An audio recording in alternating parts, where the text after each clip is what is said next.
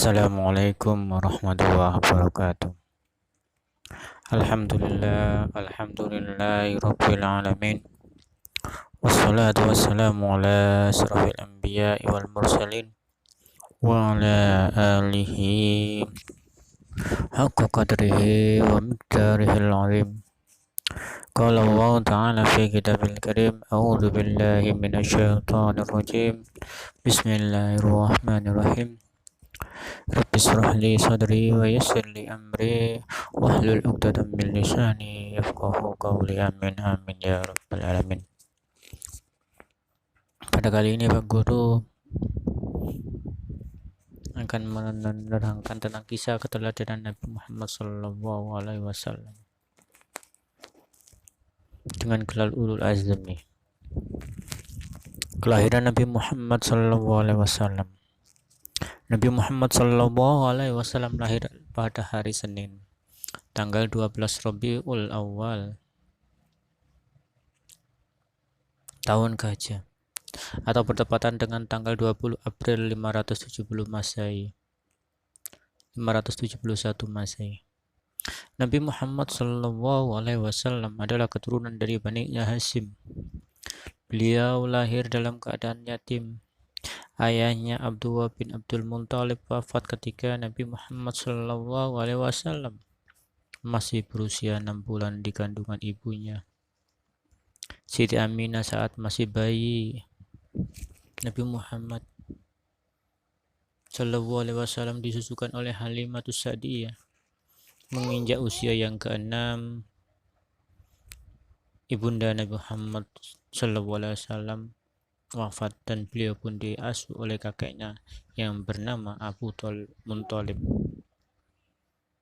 Nabi Muhammad SAW mendapat kasih sayang dan perhatian besar oleh kakeknya. Namun setelah 2 tahun dalam asuhan kakeknya pun meninggal dunia. Selanjutnya Nabi Muhammad SAW diasuh oleh pamannya Abu Thalib hingga menginjak masa remaja. Pada saat bersamaan pamannya inilah Nabi Muhammad SAW diperkenalkan bagaimana cara menjalani hidup. Mulailah beliau menjadi pengembala ternak milik orang lain. Abu Thalib melihat kecerdasan dan kematangan Nabi Muhammad SAW pada usia 12 tahun, dan Nabi Muhammad SAW kemudian diperkenalkan dengan ilmu perniagaan. Nabi Muhammad SAW ikut membawa barang dagangannya yang diambil dari Siti Khadijah hampir kurang 3 tahun. 2 adalah perkawinan dan benih-benih kemuliaan. Di usia Nabi Muhammad SAW yang ke-25, beliau mulai berdagang sendiri tanpa bantuan dari pamannya. Ketika berdagang, Nabi Muhammad SAW sangat jujur hingga beliau mendapat gelar Al-Amin. Karena kejujuran beliau, kesopanan berbicara, kerja keras, dan kecerdasan beliau membuat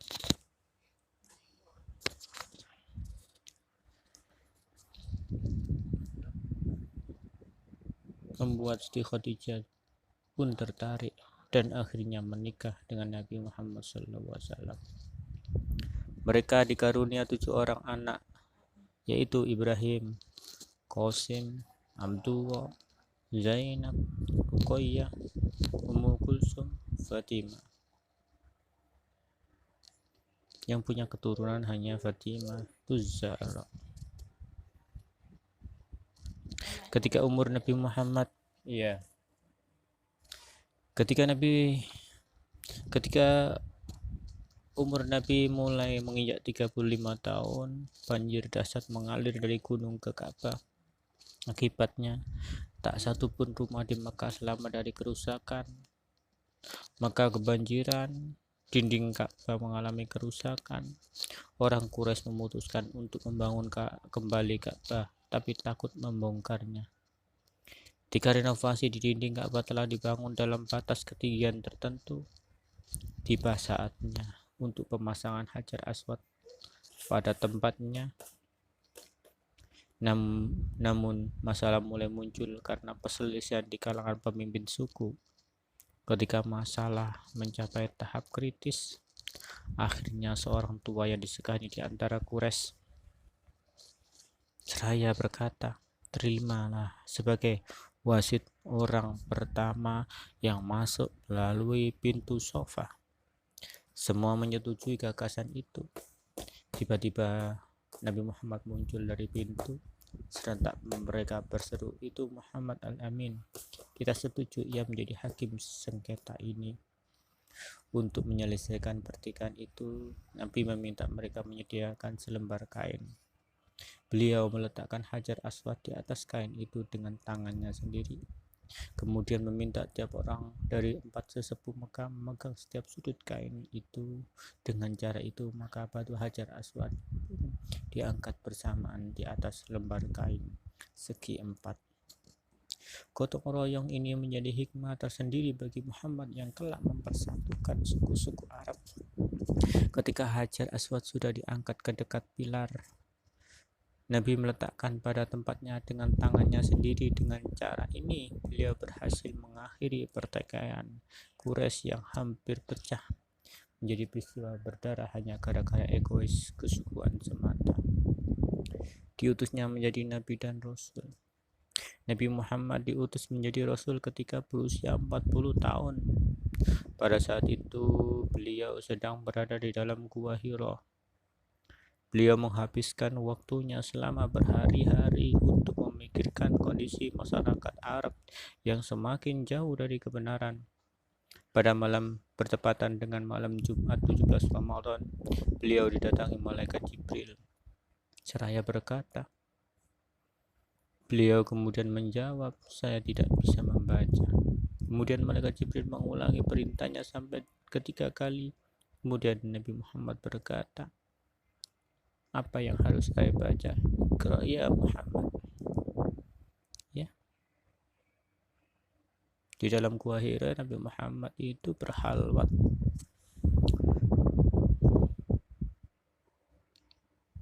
selama dari mulai awal Ramadan, berhalwat tiap malam. Saya mendekatkan diri kepada Allah. Di malam ke-17, Nabi Muhammad didatangi malaikat Jibril. Nabi Muhammad bertanya, siapa yang datang itu? Aku, Jibril. Jibril menjawab dengan semua suara gemblegar seperti suara beldek yang sangat besar. Nabi Muhammad ketakutan menggigil. Nabi Muhammad ketakutan menggigil, berkeringat bercucuran. Apa mau kamu kesini, wahai Jibril?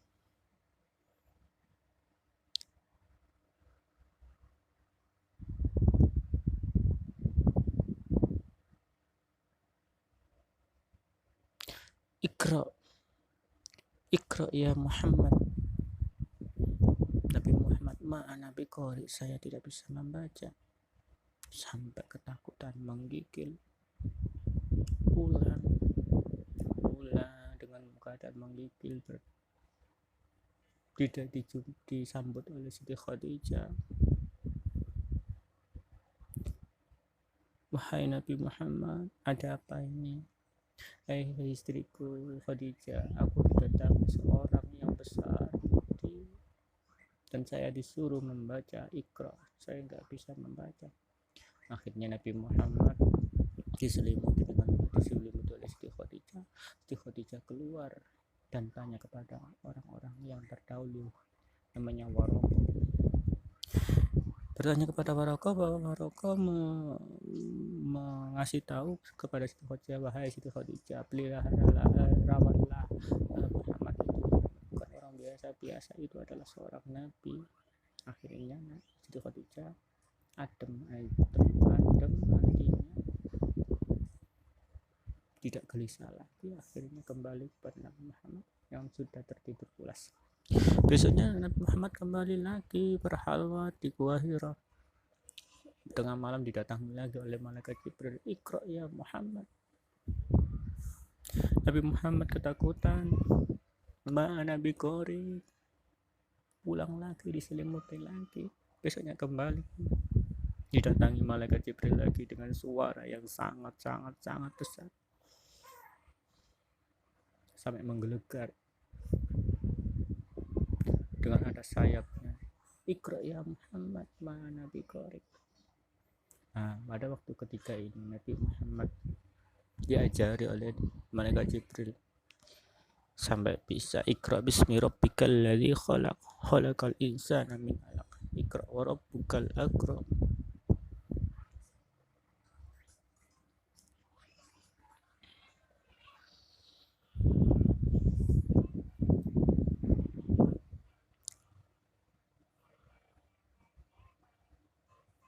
Dengan peristiwa ini Nabi Muhammad telah diangkat sebagai Rasul yang akan menghidupkannya kembali ajaran Tauhid yang telah luntur di tengah masyarakat Arab.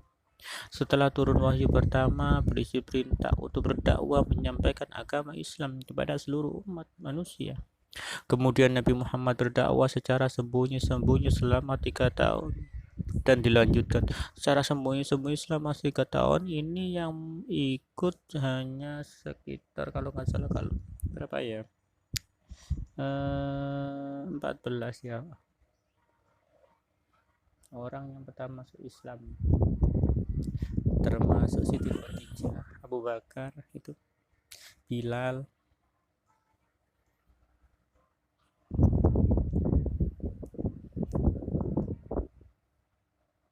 Dan karena yang mengikuti sedikit, Nabi Muhammad akhirnya diperintahkan untuk berdakwah secara terang-terangan.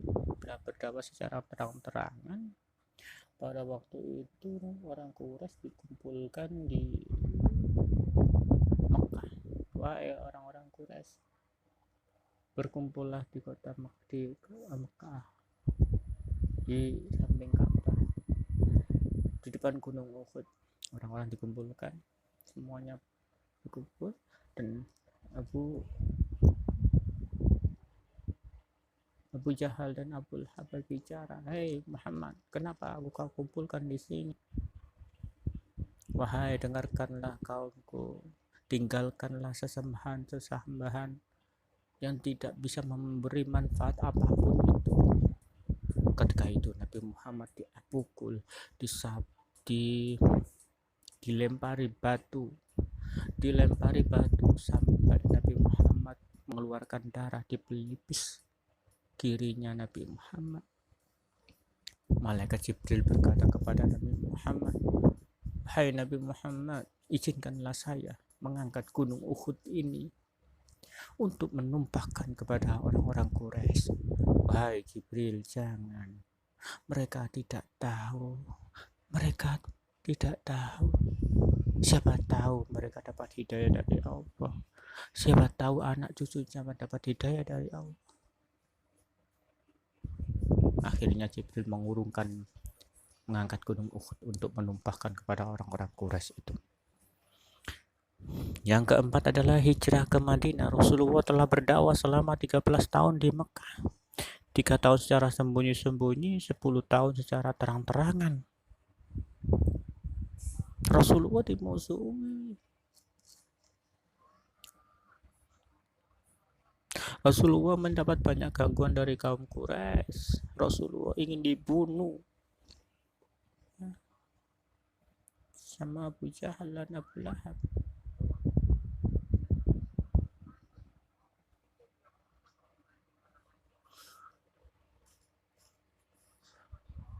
Pada suatu hari, Abu Jahal dan Abu Lahab mengumpulkan para pemuka agama untuk merencanakan pembunuhan Muhammad, dan diputuskan Nabi Muhammad dibunuh, dikepung rumahnya, tapi dengan catatan tidak boleh ada suara yang keluar atau bocor rahasia ini. Nah, setelah rapat itu, ibunya anak-anak bertanya, "Wahai papa, wahai abi, tadi malam rapat dengan Abu Jahal, Abu Lahab itu rapat apa sih?" Tak bilang kita lah, umi. Nabi Muhammad dulu mau dibunuh. Jangan ngomong-ngomong ya, jangan bicara sama siapa-siapa ya. Oh ya. Lah, namanya perempuan, namanya ibu-ibu, tonggo sebelah. Nabi Muhammad itu mau dibunuh oleh Abu Jahal. Ojo ngomong-ngomong ya rahasia. Akhirnya ngomong semuanya dengan kata terakhir, jangan bicara. Akhirnya satu Mekah terdengar semuanya berita ini sampai ke telinga Nabi Muhammad. Nabi Muhammad akhirnya merencanakan sesuatu. Nah, pada suatu malam itu Nabi Muhammad merencanakan sesuatu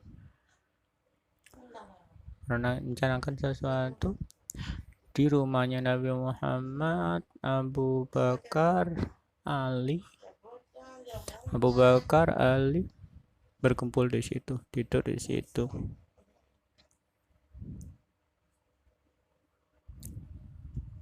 Nah, pada suatu malam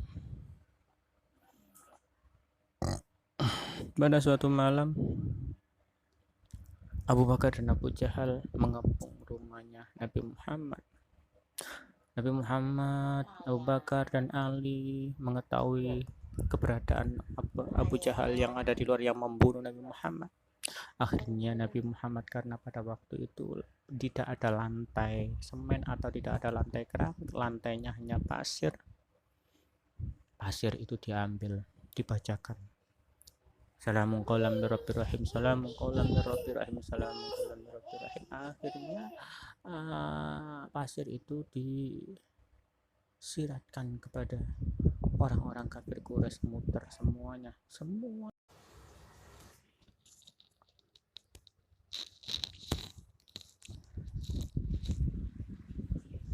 Rasulullah meminta Ali tidur di tempatnya Rasulullah. Ali tidak membantah, langsung menuruti apa perintah Rasulullah, padahal menggantikan Rasulullah sama dengan siap mati. Pada malam itu Rasulullah mengambil tanah pasir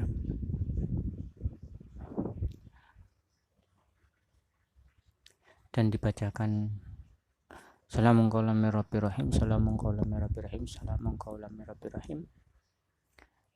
Pasir itu disaburkan ke Abu Jahal dan para pengikutnya, semuanya tertidur pulas. Akhirnya Rasulullah bersama Abu Bakar keluar rumah, di bawah kolongnya Abu Jahal.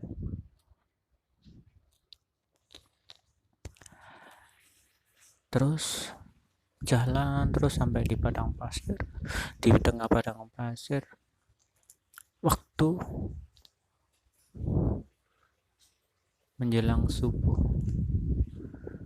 Nabi Muhammad sholat subuh di gua yang Nabi Muhammad bersembunyi di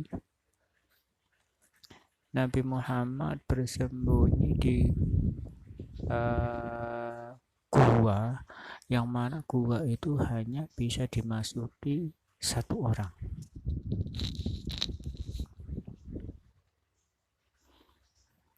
Nabi Muhammad masuk bersama Abu Bakar. Terus laba-laba menutup dengan sarangnya, dengan cepat menutup. Nabi Muhammad tertidur pulas di tengah pangkuan Abu Bakar. Di tengah pangkuan Abu Bakar, Nabi Muhammad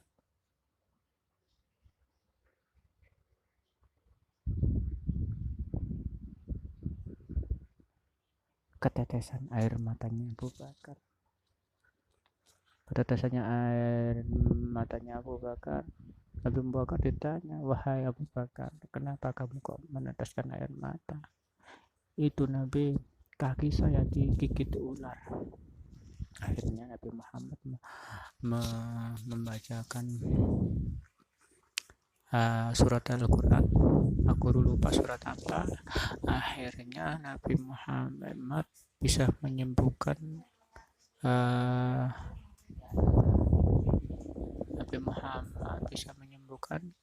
luka Abu Bakar yang digigit ular tadi. Nah, kita kembali ke cerita Abu Jahal dan Abu Lahab. Pada waktu terik matahari sudah tiba terang, Abu Jahal dan Abu Lahab terbangun. Loh, kita tertidur. Di mana buruan kita Muhammad? Masuklah Abu Jahal dan Abu Lahab. Dibukalah tempat tidur ranjangnya Nabi Muhammad. Dibuka selimutnya. Ternyata yang ada adalah Ali. Dengan kaget dan marah, buruan kita kabur. Pasti tidak jauh dari sini. Ayo kita kejar. Akhirnya Abu Jahal, Abu Lahab dan para orang-orang Quraisy mengejar Nabi Muhammad. Dikejar. Nabi Muhammad sudah sembunyi. Karena tahu dikejar, bersembunyi di gua. Tidak kelihatan padang pasir yang begitu luas. Pasti tidak jauh dari sini. Di mana ini? Tapi ini ada gua, tapi ada sarang laba-laba. Tidak mungkin, kata Abu Jahal. Tidak mungkin ini ada orang bisa masuk. Ini mesti tidak lama. Pasti laba-laba ini bikinnya lama sekali. Tidak mungkin barusan orang laba-laba ini gak rusak. Ada suara jejak yang menunjukkan kalau di dalam ada orang.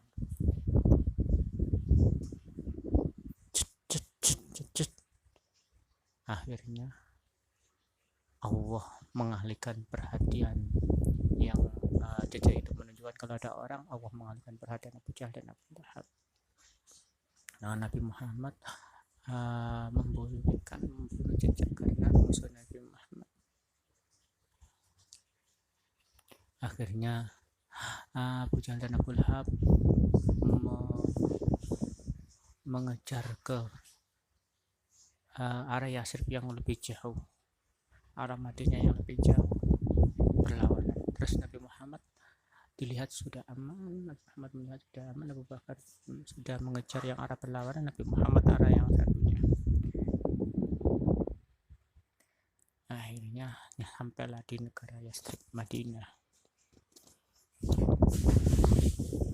Di sana Nabi Muhammad Nabi Muhammad disambut oleh orang-orang Islam yang sudah duluan datang ke Yasrib dengan tola'al badru alaina min saniyatil wada. Nabi Muhammad disambut dengan sukaria oleh orang-orang Islam yang ada di Yasrib, Madinah.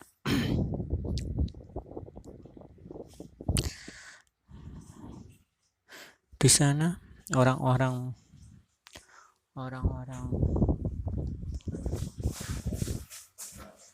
muhajirin,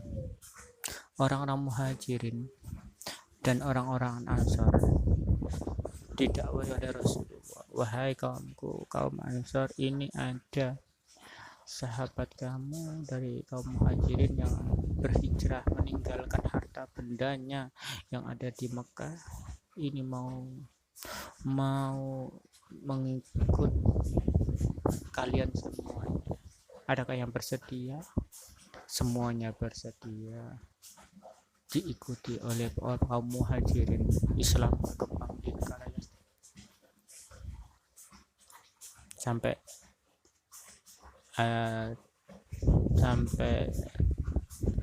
Nabi Muhammad membuat piagam Madinah itu di Yasrib.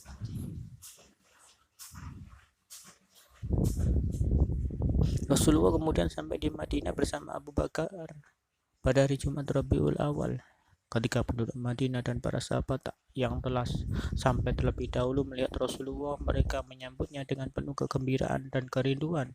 Kemudian langkah pertama yang dilakukan Rasulullah adalah mendirikan masjid. Kemudian mempersaudarakan kaum muhajirin penduduk Mekah yang berhijrah ke Madinah dengan kaum Ansar penduduk asli Madinah yang memberi pertolongan kepada kaum muhajirin guna membangun persatuan yang tangguh antar sesama umat manusia. Setelah membangun masjid, Nabi Muhammad menyuruh Bilal azan, yang mana azan dulu naik pohon kurma dan dilaksanakan sholat. Yang kelima, mujizat yang diberikan Allah Subhanahu wa taala kepada Nabi Muhammad. Allah Subhanahu wa taala memberikan mujizat kepada Nabi Muhammad sallallahu alaihi wasallam sebagai berikut. Pertama, keluarnya air dari jari jemari baginda yang mana mampu untuk memberi minum kepada 100.000 orang pada waktu itu, perang Badar ya kalau nggak salah ya, perang Badar. Ini ada di hadis riwayat Bukhari. Terus yang kedua adalah Isra dan Mi'rajnya yang berlaku sekejap mata, bukan 1 hari 1 malam, tapi sekejap mata. Sebelum tempat tidurnya Nabi Muhammad itu hangatnya hilang,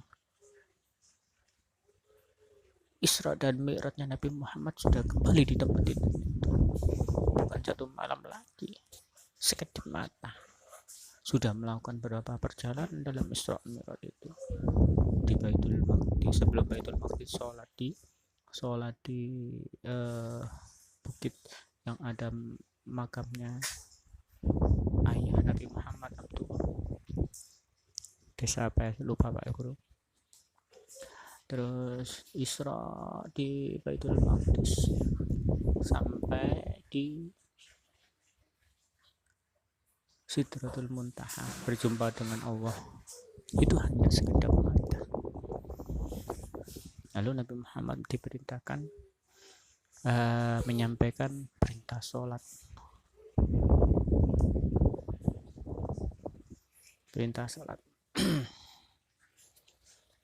Sampailah perintah sholat itu jadi 5. Jadi 5 kali dalam sehari.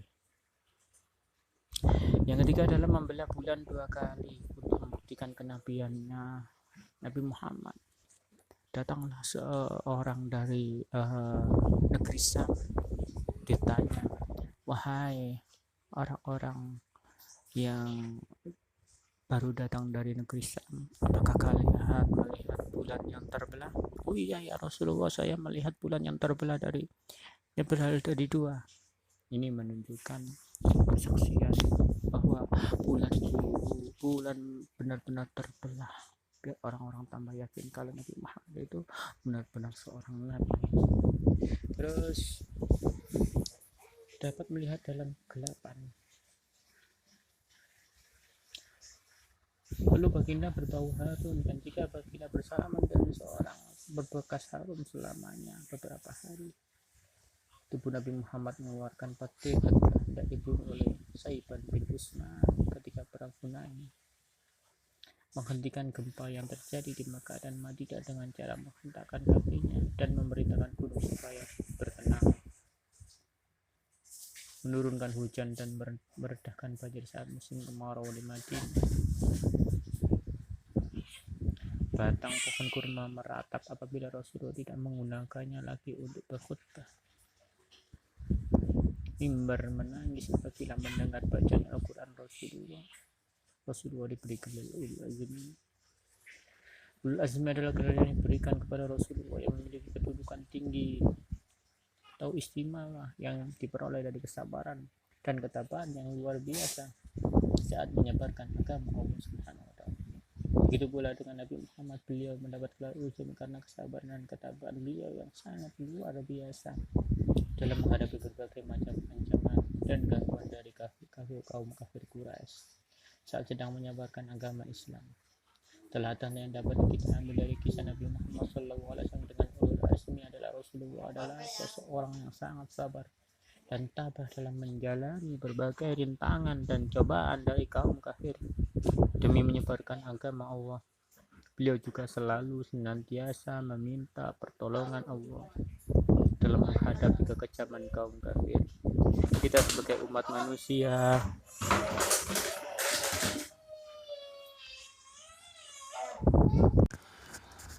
sekian dari Pak Guru, mudah-mudahan bermanfaat.